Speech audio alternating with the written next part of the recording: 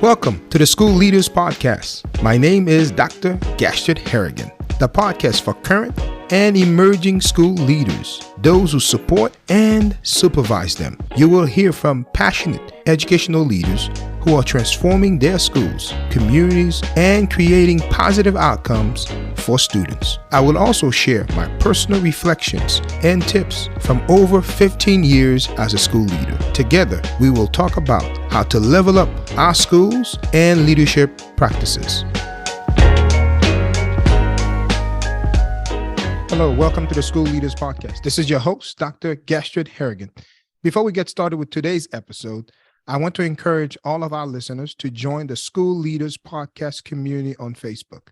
There we continue and extend our conversation from the episode. Also, don't forget to subscribe to the podcast so you can be notified whenever a new episode is released. Today, I have a special guest, Dr. Joseph Williams III. As an experienced educator, Dr. Joseph Williams III recognized that an excellent and equitable education is the key to a world of opportunities for children. He grew up in Kansas, Missouri, and in Louisiana. Strong teachers, quality educational programs, and a supportive mother changed the trajectory of his life, which is why he has dedicated his life to ensuring that a student's race, identity, gender, economic status, or zip code do not determine their life's outcome. Dr. Williams is committed to investing in and working with students, teachers, leaders in the community to deliver a world-class educational experience for children. Dr. Williams started his K-12 career as a special ed teacher in Florida. He currently serves as a high school principal in Seattle, Washington, where he's leading a school turnaround and improve outcome for all students. Dr. Williams holds a master's degree in educational leadership from Nova Southeastern University, an MBA degree from William Howard Taft University, and a doctoral degree in educational administration from California Coast University. He also has an executive certificate in social justice leadership from Texas A&M University. Dr. Williams enjoys spending time with his family, morning workout, sports, and publishing a weekly newsletter on LinkedIn titled Elevating K-12 Education. Join me in welcoming Dr. Williams to the School Leaders Podcast. Thank you, my brother. Appreciate you. We appreciate you coming on the show. Tell us a little bit about yourself. Oh, wow. Where do I begin? Well, first of all, I've always said that, I didn't choose education. I didn't choose K-12 education. K-12 education chose me. And, I was a pre-law major in undergrad, thought I was going to be a big-time lawyer making hundreds and millions of dollars. But, there's an old saying, if you want to make God smile, tell him your plans because he might have other plans for you. And so my last year in college, while I was, getting ready to enter law school in the next year, I only was taking one class a semester and I needed to make some extra money. So someone told me, hey, you can sub pretty much every day if you can handle the kids. And I was like, hey, might as well try something.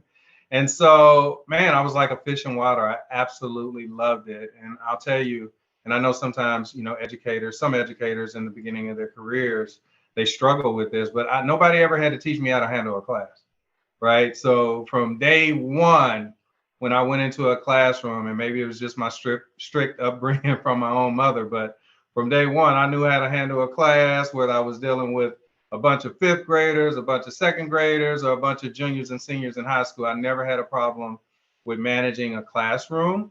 And I just felt like a fish in water. And I started really thinking like, man, and the crazy thing about it is everything associated with higher education for me was meant for me going to law school. And I really started doubting whether that was truly my path. And so and I'm a man of faith, more a man of faith today than I was back at, when I was 21, but I'm still a man of faith. I was raised that way. And I just prayed about it. I was like, God, if it's for me to, stay on this law school path, then keep that door open. But if it's not, I'm willing to look at another path. And so I think sometimes when we find ourselves in these situations, we can't be closed-fisted. We have to open our hands, because the only way we can receive additional blessings is if we're open. And so I was open, and I made a compromise. I was like, okay, I still have this dream that I want to be a lawyer, but what I'll do is, I'm tired of being the poor, broke college student. I'm going to teach 4 years, save my money, and then go to law school. Well, Dr. Harrigan, that was almost 30 years ago. And I'm still, I guess, in deferred law school status. I never made it. But I can tell you, my brother, I absolutely made the best decision I could have made for my life and for my career. And I That's love awesome. K-12 education. Yes. That's awesome. Actually, it's funny. Same thing here. I love your phrase. If you want to make God laugh, tell him your plan, because mine was engineering, and today I'm in education too. So, There you go. Looking at your experience, you've been an elementary principal, middle school, and now you're currently a high school principal. Share some of the lessons that you have learned leading schools. Oh, wow. Where do I start? Well, I will tell you, the majority of my career has been at the high school level. And I always wondered, I was like, okay, why are some of my students that are really kind of falling through the cracks, and by the time they get here, they're in 9th grade and they're still reading on a 3rd grade reading level? Why is that happening? And it always bothered me. And it was always 3rd grade. And I never understood that because, again, my background is not in education. So, I went through the alternative route to get certified in the state of Florida. And so it was like, it always bothered me that was the case, because obviously there's a huge gap between 3rd grade and 9th grade, and you're playing a lot of catch up to get kids back up to par. And it's super difficult because now you're asking a 14, 15-year-old kid to sound out, apple, B, but they're not doing that. Right. And so it makes it super difficult when they are reading at that level. But when I had the opportunity to go down and be an elementary principal, I quickly found out why students in high school that came in with a lot of learning gaps had those learning gaps, because our curriculum at the elementary level is specifically designed for our students to know how to read, write, and comprehend by the end of their 3rd grade year, right? And so what happens is the curriculum fundamentally changes in 4th grade from learning to read to reading to learn, right? And so now you have this 4th grader that didn't get everything they needed in 3rd grade, and the curriculum's not even designed to help them read because there's an expectation that they already know how to read. And so then that gap just keeps getting bigger and bigger and bigger. And before you know it, they're a 9th grader on my doorstep and they don't know how to read, and they're still stuck at that 3rd grade level. And so for me, I think the biggest benefit that I brought back to the elementary and even to the middle school as a former high school teacher and principal was I know what is expecting or is waiting for those young people when they get to high school. So I know what they need to get to high school and be on grade level and be successful. And so, it's a different, it's a lot easier I'll say it like this, Doc.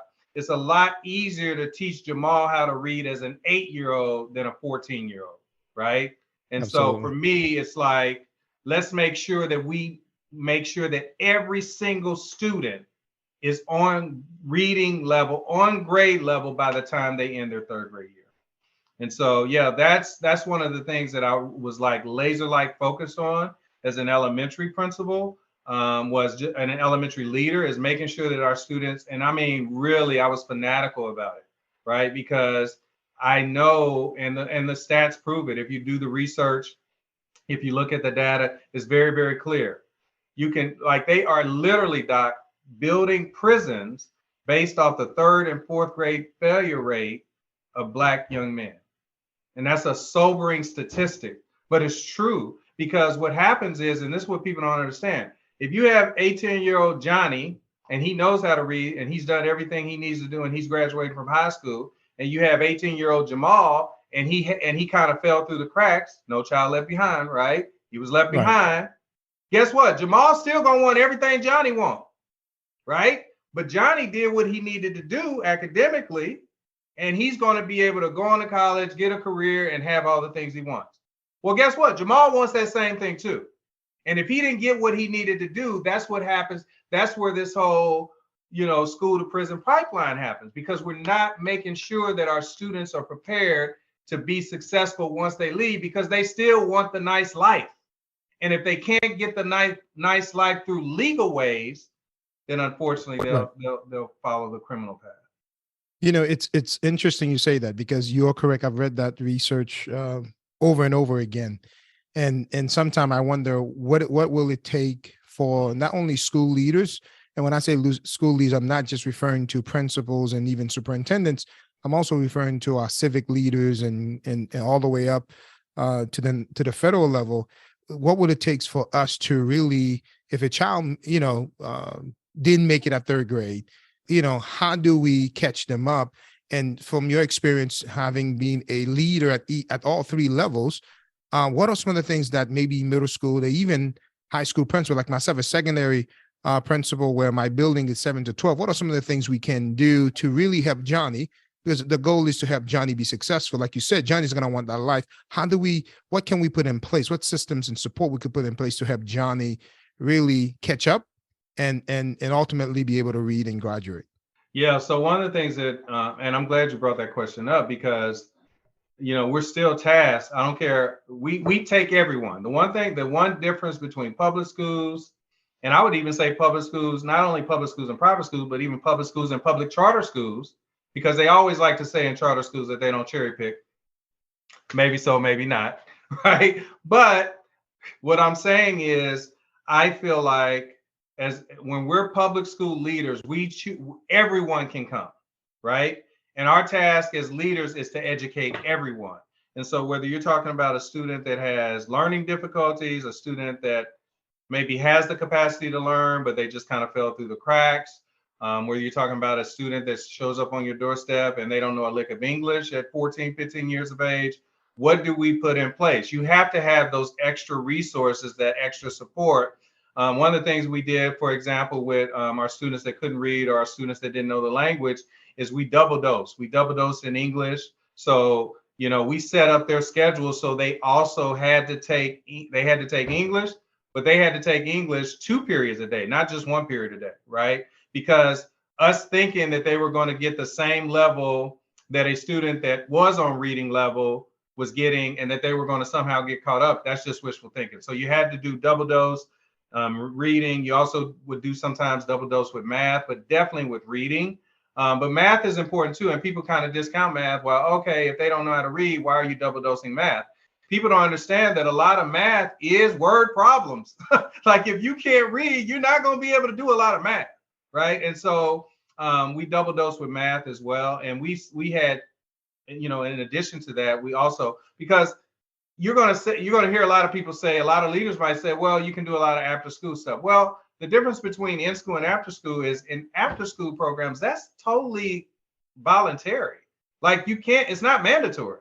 Like you can't make a student stay at school before or after a school day.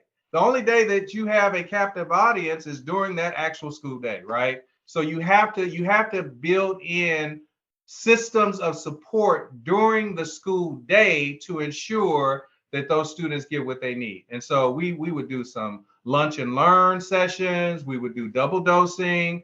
We would do pullouts out of their extracurricular activities. Because if you think about it, I would say half of what we offer in terms of courses are extracurricular courses, right? So to me, there's no excuse for not building in systems and courses and support for those students during the school day. And if it means they have less extracurricular stuff, than the typical student, then so be it, because the goal is to make sure that they are ready to be successful, whatever level they leave you from. So if you're an elementary principal, you need to make sure they're successful when they matriculate on to middle school. If they're a middle school student, then you need to make sure that they're successful to handle high school when they hit 9th grade, right? And so to me, that's our charge. And I think anytime we allow a student to leave us, going from the elementary to middle or middle to high or high on to into life, and they're not prepared, then we have failed that student.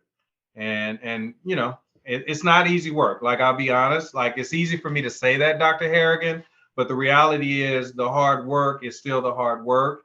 And, nobody's batting 1,000 with this. And so part of it is resource based, let's be honest, because what we're talking about here does require additional resources. And a lot of schools, particularly schools with students that are Black and brown, don't have the resources. So, these are great ideas, and, we did our best to put them in place. But truthfully, I wouldn't be totally forthright if I didn't say that we missed some things, because we had the right idea, we had the right goals, but a lot of times we didn't have necessarily all the resources that we needed to truly, help 100% of all of our students. But we helped a lot. You thank you for sharing that. And yes, I agree with you. Leaders got to have system of support, regardless of where the child drop on your doorstep, whether you're at the middle school level or the high school level, and the child is not reading, or wherever the lack is. You got to create systems of support to ensure we support the child to ultimately be successful. And you're correct. Our brown and Black kids are typically, their schools often lack resources. And while that's a topic for another day, we do need to do better to make sure, every community, regardless of the child's zip code, get the resources that is needed to ensure we don't leave any child left behind. As you stated earlier. Now, Yes, expanding from the same thing of creating system of support, how as a current principal, high school principal, and you have been at all the level, how do we bring down barriers and really cultivate and maintain a positive school culture? Because, there's a whole saying that you could have a great strategy, but the culture of your school will eat your strategy for breakfast. So how do principals, school leaders cultivate and maintain a positive school culture to put those systems in place to ensure student success? That's a good question. I definitely feel like it starts with the adults in the building. And, there's an African proverb that says it takes a village to raise our children. You have to have the support of the family. And family can look so many different ways, when it comes to our students. It could be obviously mom and dad. It could be just mom. It could just be dad. It could be grandma, grandpa. It could be a big brother. It could be a big sister. It could be an aunt, uncle.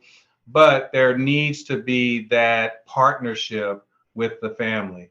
And so one of the things that we do at every school that I've ever worked at is, that first month, we always make a positive parent contact. The first time that a parent hears from a staff member should not be when Jamal or Johnny is in trouble, right? Like, it should be, hey, I'm super grateful that Jamal or Johnny is in my class. We're here to help and support them. We need your support, right? And that's a powerful statement to a parent that maybe the year before, the only time they heard from the school was when their child got in trouble, right? And so you start off with that positive, because again, yeah, we have that natural break between one year and the next year, but it's still very difficult to kind of keep everything in that previous year when you might have had difficulty in the previous year. So I'm also a big believer in that. I'm a big believer that every year is a clean slate with our students, right? I would hate for someone, and I'll use myself as an example, I would hate for someone to judge me when I was 17 based on how I was when I was 7, right? Or how I was when I was even in 7th grade, right? Because I know what a knucklehead I was in 7th grade, right? And so we all, and I think sometimes as adults, we forget that, Doc. I feel like, we need to remember that we were once children and we turned out all right. We were once knuckleheads and we turned out all right. We were once skipping class and we turned out all right. And so I think grace is a big thing with this as well, making sure that we are, remembering what it was like when we were that age, but also giving grace to our students when they're not actually doing what they need to do, and not having this kind of prejudice when it comes to our Black and brown youth, particularly our Black and brown boys, because I think, you could have one Black student that might be rambunctious and he's a problem, and you have another, student who's from a majority group and he's inquisitive and he has ADHD and we just need to support him, right? And so to me, I think making sure that we're not bringing in those built-in prejudices as it relates to, how a person looks or the color of their skin, and just making sure we treat all of our students equitably and making sure that we provide support for all of our students equitably as well. And so, yeah, I think culture is very, very important. And so, also, I'm a big believer in restorative justice. I think in order to build the culture in your building, you have to have a restorative justice system in your school that ensures that you're not penalizing a student forever for a mistake they might have made, right? Just because a child made a bad choice doesn't make them bad. Just because a child made a poor choice doesn't mean that we put the scarlet letter on their forehead and we keep putting it back in their face, later on. I'm a big believer in, yes, there may be times where there needs to be consequence, but once we get the consequence, we restore them back into the family. We make it a teachable moment and we keep it moving forward, right? That's how we do with our own kids, right? Correct. So why wouldn't we do that with our students? Because I look at it personally, like I have 1,200 children. They're my children because for 8 hours a day, their parents are entrusting me as the leader of the building and the rest of the staff to take care of their children for those 8 hours. So if I'm gonna give that grace to my own child, I'm gonna definitely give it to the other students in my building. It's interesting you use the word grace because oftentimes, and I find myself in the past 2-3 years addressing and bringing that up, that often the educational system doesn't know how to educate our Black boys. Sure. And society, and sometimes it bleeds into our schools. We see them as threats. Other kids, other major cultures, right? Ethnics could do the same thing. And because sometimes we don't understand the culture and how the Black male is, and so everything they say become a threat, where really he was just expressing himself. He's not expressing it in the norms, how you would expect him to expect, but he's expressing it how he knows how, and really from the lens of his culture. And we have to be honest, part of that culture is his neighborhood, his environment. Sure. And so school leaders, as you indicated, and as part of that culture, have to have a grace mindset, a restorative justice mindset where, yes, if you did something, we're going to give you consequences, but when you return, you start on a clean slate. 100%. And we are going to put systems in place. And part of that system may need to be PD and staff development of how, so that our preconceived notions, our biases, we all have them, including myself, 100%. do not tend, and we don't make decisions based on my conceived notions and how I was raised, but really trying to understand that kid's culture and really at the end of the day, what they're trying to express themselves and what they're trying to say, and not necessarily view everything as necessarily a threat. So yes, addressing the culture of the school becomes very, very important. I know you Can I add something else to that, Doc? I wanted absolutely. I absolutely agree, and obviously we're on the same page with that. But I also feel like it needs to be a teachable moment for our young Black men. And I know when I was growing up, and now I'm dating myself, but I'm in my mid 50s, and the one thing that my mom taught me, which I don't think is being taught enough with our young Black and brown boys, is the ability to code switch. And so the way I conducted myself in my neighborhood, I had to conduct myself in my neighborhood, or I wouldn't have survived in that neighborhood, right? So I'm not saying that you have to totally not be who you are, right, when you're in your neighborhood, because that might be your only way to survive. So I 100% get that, but I also feel like it's very, very important for our young people to know how to have the ability to code switch and not necessarily use the language that they might use in their neighborhood, to know how to use academic language when they find themselves in professional situations, and to know how to conduct themselves accordingly when they find themselves in these professional environments, whether we're talking about school, a job, and ultimately their career. Because if we don't teach them that, then I also think we're also setting them up for failure as well. So I don't want to be a part of the problem either, you know what I'm saying, when I'm not saying, look, I'm going to give you grace, but Mr. Jones might not give you grace on that job,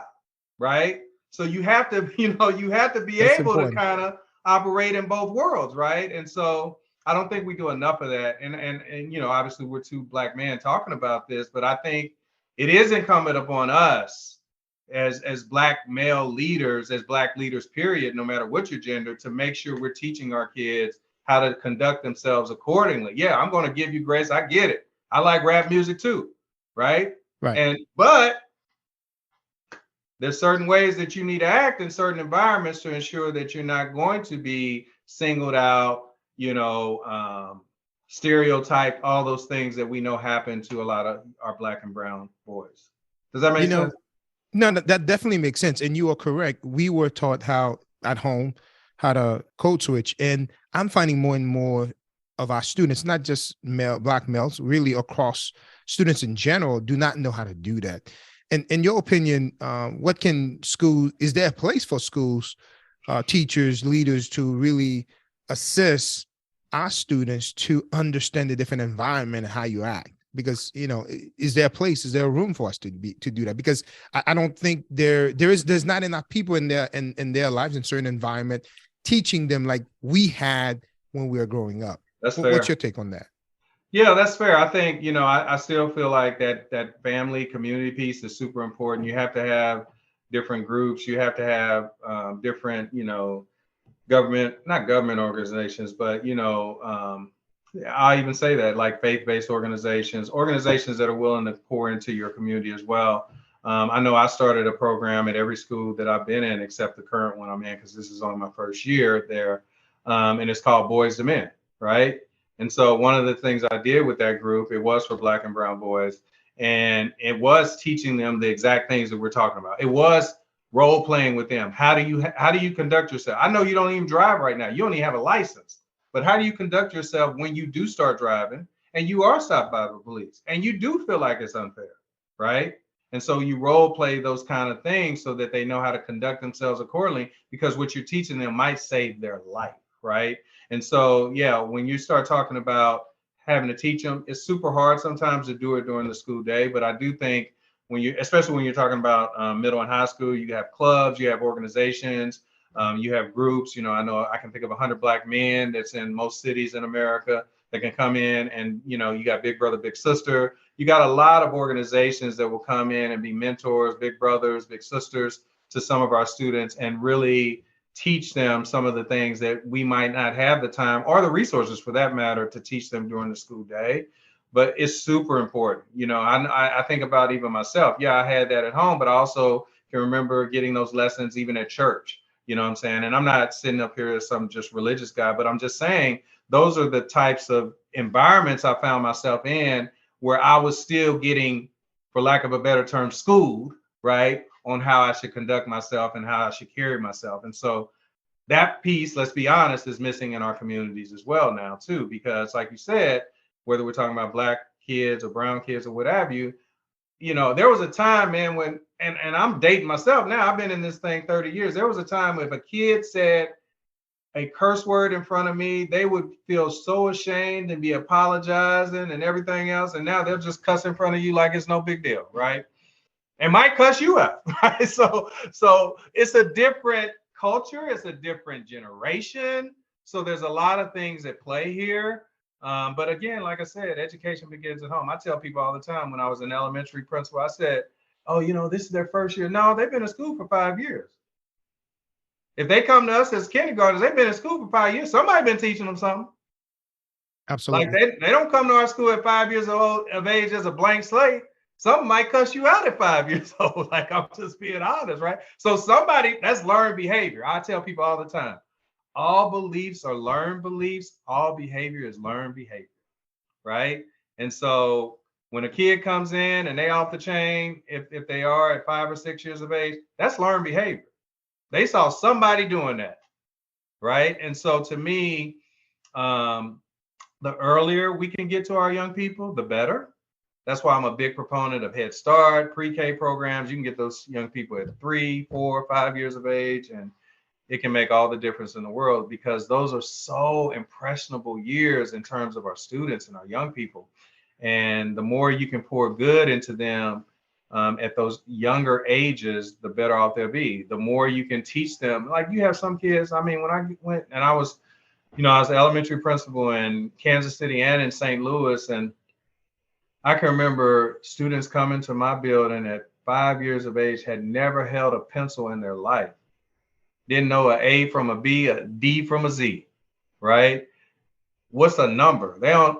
I'm telling you, some of these kids are literally zombie-like because they're so used for 6, 7, 8 hours a day just watching TV all day, or being on a computer all day, or being on their mama's phone or whatever.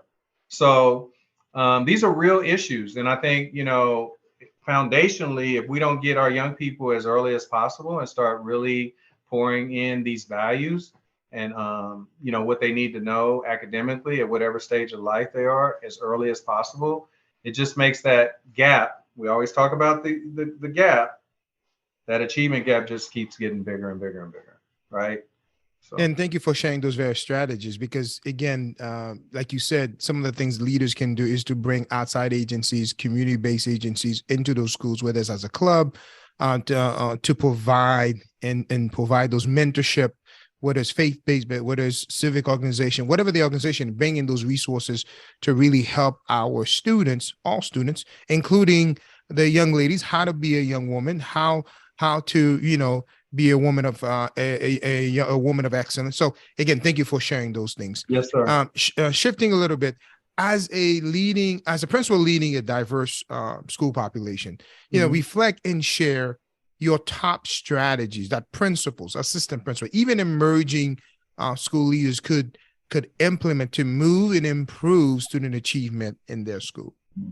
Yeah. So again, I really feel like it's a partnership. I mean, the expectations have to be there. And so even in the school I'm in right now, like, we're setting again, because, I compare changing a culture to kind of trying to turn around the Titanic. It's not going to happen just like that, right? It takes time. It also requires consistency. So whatever the expectations that you have for your students, first of all, they need to be the same. Because what happens a lot of times is we don't have the rigor that we need to have for our students, right? Because we are compassionate, which we should be, but we should also be firm and fair and consistent in what our expectations are. Does that make sense?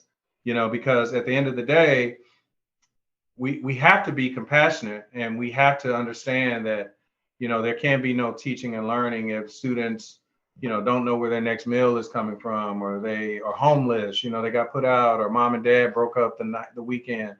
I get all that. I'm one of those kids. I'm sure you have stories like that too. So, we can definitely empathize, but we can also ensure that these are teachable moments that allow our students to develop that grit that they're going to need to get through life. So if you're dealing with for example, at the elementary level, if you're dealing with a Jamal as a 7 or 8 year old and they're going through these things, you 100% have compassion for them, for sure. But at the same time, you still have to keep those expectations high, because if the only focus is on what they're going through outside of that building, then you never focus on what they need inside that building to ensure that the cycle does not continue with Jamal. Then we're not doing him a service, right? We're doing him a disservice. And so it's a balancing act. Don't get me wrong. What I'm saying is not easy, Dr. Harrigan, but it's still it's a balancing act to ensure that he gets what he needs, while at the same time, the school does what they need to do to address whatever issues that they might be having outside of the school building. Does that make sense? It does. And that's very important to ensure, while we empathize, that we are delivering and setting up a learning environment that is rigorous, that is engaging, and all, at the end of the day, they are learning and they are growing. That's key. And again, I still can't stress enough that family piece, because you have to have someone. I'll put it to you like this. Let's say Jamal is one of my students. Let's say I'm a principal at the elementary level. He's a third grader. He looks up to me. I'm a fellow Black man just like he is. So I get that. That's great. But there's someone outside of that building that's having just as much, if not more, influence on Jamal than Dr. Williams, right? Because I only see Jamal 8 hours a day, 5 days a week. Somebody sees him the rest of that time, 5 days a week, plus the weekend, when I don't see him at all, right? So we have to ensure, even if there's turmoil in his life, that at least in terms of what we want for Jamal, the family and the school are on the same page, or in lockstep as one on what's best for Jamal, right? And so to me, that piece, we can't discount it, because again, like I said, we can have a great impact and influence on that young person, but someone away from that building is having just as much, if not more, impact on that child. And that's important. So that brings the importance of having that parent, that home school connection relationship, ensuring that it is positive, ensuring that line of communication or relationship is consistently being built on, to ensure that we're empowering our families, regardless where they are, we're empowering them to ensure to provide the best learning environment, or to continue to support Jamal while Jamal is at home. Dr. Williams, a lot of the listeners that listen to this podcast are also emerging leaders and assistant principals, considering or looking to move into principalship. What are a few tips or advice you would share with them? Wow, that's a great question. The first thing I would say is, in order to be a great leader, you first have to be a great follower, right? Because I'm sure there's some people that are probably listening to the sound of my voice that are saying, oh, I could do a better job than my AP. Well, somebody's going to say the same thing when you get in that position too, right? So just make sure you remember that. But no, in all seriousness, I think it's super important that you are excellent in whatever you're doing right now, currently. So for me, I'll use myself as an example. I'm currently a principal. At some point, I want to be a superintendent. Well, I can't even think about becoming a superintendent unless I'm, demanding excellence of myself as a current principal, right? And so if you're a teacher and you want to be an AP, then someone should be looking at you right now and saying, this person is excellent in everything that they do in their classroom, from lesson preparation, engaging students, print-rich classroom. It's a standards-based classroom. They're the facilitator of the learning environment. They're not the sage on the stage. They're the guide on the side. They're making sure that all students are engaged and they're learning and that they're growing. And so when you do that in the classroom, you don't even have to go looking for a promotion. They're going to come looking for you, because they're saying, if you can do it in your classroom and environment and you're impacting 20 to 30 students, then if you have those same qualities, now you can have a greater impact on the whole school environment. And now, instead of 20 to 30 students that you're impacting, now you're impacting the entire school that might have 500, 600, 1,000 students. And so to me, the first thing you have to do is just really be excellent in what your current role might be. And networking is super important as well, because if you're networking outside of your building, not just inside your building, but outside of your building, be willing to invest in yourself. Okay. Make sure that, yes, you're going to do the necessary. Everybody that, ultimately applies for an AP or a principal job, they're qualified and they're certified, but what are you doing above and beyond what is the minimum requirement to get that position? Are you networking? Are you investing in personal coaching or executive coaching to get better in your craft? Maybe you need to get better in various areas of K-12 education that will set you apart, because you have to look at it like, hey, you're competing. When you go for any interview at any level, teaching, AP, principal, district level, superintendent, there are other people that are going for that job. So you need to ask yourself, what sets you apart from the other people that are applying for this position? What makes you remarkable? And I always define remarkable as something worth making a remark about. So when people look at your resume, when people look at your body of work, do they see remarkability, or do they just see, okay, they had the bare minimum requirements to take this job? Be remarkable. Don't be average. That's awesome. Be remarkable and don't just be average. And that's important. You said, everybody can meet the minimum requirement. What are you doing to differentiate yourself from the pack, from the rest? Everybody want that position. Everybody want that raise. Everyone want that seat, want that parking spot. What are you doing to differentiate yourself, to really be remarkable and scale things up? And you, thank you for sharing those. It's important to network. It's important to really hone in and see what areas you need to improve in, what areas you need to expand and be the best you can be, or be remarkable. Yes, sir. Share, as we wrap up this interview, and thank you again for coming on, share with us your favorite book or quote and why. Oh, wow. I have so many favorite books. I'm actually reading a book right now, and it, ironically enough, doesn't have anything to do with K-12 education. It's a book by Gary Vanderchuck. It's called Crush It, and it just talks about just being excellent, man. Like, I mean, and thinking outside the box. And like I said, truthfully, it doesn't have anything to do necessarily with K-12 education as a profession.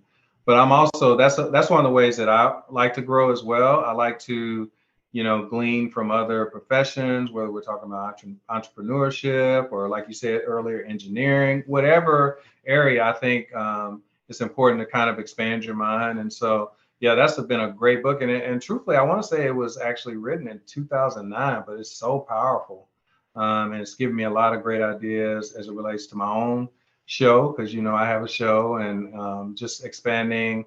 And one of the things, just to share with your audience, that it talks about is that everybody's a brand, Dr. Harrigan. Everybody's a brand.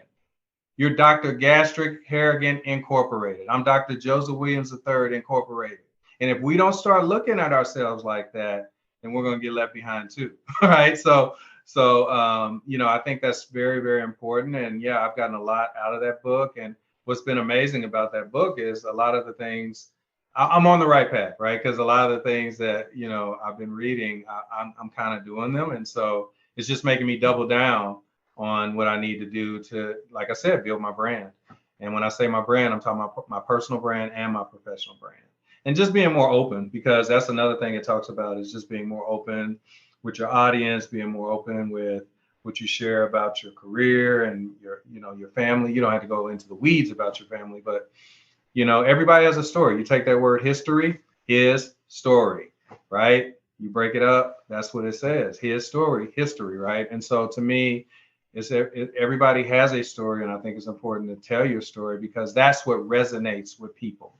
Long before we were writing, that's how we told. That's how things were passed down, by telling the story to the next generation. And so, yeah, that's been a really powerful book for me. And what was the other part of that question? Again, why are you reading that book, and what you Oh, glean okay. from it? So I answered. Yes, you did. Yes, you did. Okay. And thank you for sharing that. That I think it's important that leaders read outside of their typical niche or education. As you mentioned, currently I'm reading the 12-week year. And Okay. you're right, it has nothing to do with education, but really has to do with execution, time management, getting Yeah. things done. And really it ties in a bit, because as a school leader, you got to manage your time, you got to execute, but really in the sense that none of the stories, none of the concept necessarily tie directly to education. But I think if you're going to be a diverse, and earlier you mentioned the word remarkable, then it's important that you're reading other from other fields, especially if it's going to really help you lead as a leader in general. Sure. Because at the end of the day, before we can lead others, we must lead ourselves. So I know you also have a show.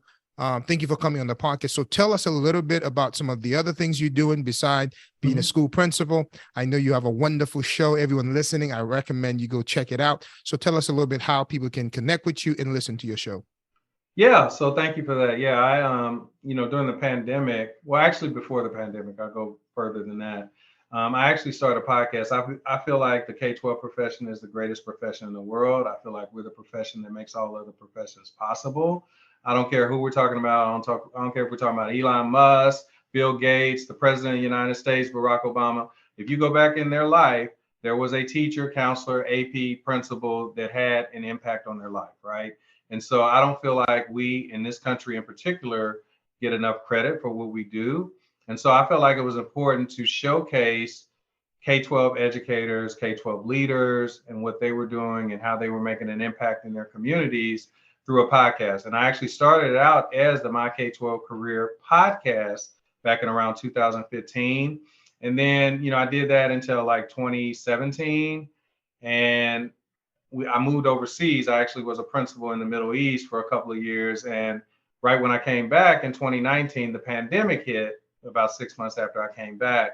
And so I knew when I came back, I was going to start my podcast again. But then, with the pandemic hitting and everybody having to go on Zoom or Teams or, some form of video, I was like, man, this is the perfect time for me to not make just this a podcast, but make this a video show. And so in the summer of 2020, I changed and rebranded my show from the My K-12 Career Radio podcast to the My K-12 Career Show. And it was through Zoom. And, I actually do it through a newsletter called Elevating K-12 Education on LinkedIn. And the My K-12 Career Show, all the shows are actually on YouTube. And so I just spent this last year just interviewing amazing people like yourself, Dr. Harrigan. Shout out to you for coming on my show earlier in the year. And so, just being able to, interview amazing people like yourself who have amazing stories to tell about their life and about their K-12 career and how they chose the profession and the impact they're making in the profession. It's been really good, and hasn't even been going on for a year yet. It won't even be a year until June of 2023. It started in June of 2022, and now we have almost 5,500 people that have subscribed to the show, and it's just growing by leaps and bounds. And I'm just really enjoying, talking to people, and it has allowed me to, connect with amazing leaders like yourself, Dr. Harrigan, and even come on your show. And I've had opportunity to go on other shows and just really build my network, build my brand, just like I was talking earlier about the importance of building your personal and professional brand. I feel like all of us as human beings in this entire world are consumers of content, but I'm going to challenge everybody that's listening to the sound of our voice, Dr. Harrigan, to not only be consumers of content, but be creators of content, right? Everything we're putting out here is evergreen, and evergreen simply means that when somebody hears your podcast for the first time, it's new to them. Everybody that looks at my shows for the first time, it's new to them. So 20 years from now, Jamila, my great granddaughter, might see my show for the first time, and I might not even be on this earth. So it's very important to not just be a consumer of content, but be a creator of content. So please check us out. You have a fantastic show. Again, it's on YouTube, but it's primarily published through LinkedIn. So everyone listening, go and check out the show. Dr. Williams is doing an amazing job. He's crushing it. So again, let's go listen to his show, and you will hear from amazing leaders who are doing great things, and you will also get insight. And also subscribe to his newsletter where he shares various tips and strategy for educators, for not only leaders, but for everyone in the K-12 sector. So again, Dr. Williams, thank you so much for coming on the show. Thank you so much. Appreciate your time. Thank you so much. I appreciate you. All the best. Thank you for joining me today. Please consider subscribing to the podcast, leave a 5-star rating and a comment, share this episode with a friend, and on social media. Follow me on Twitter, Instagram, and Facebook for leadership ideas and tips. Again, thank you for joining me today. Until next time.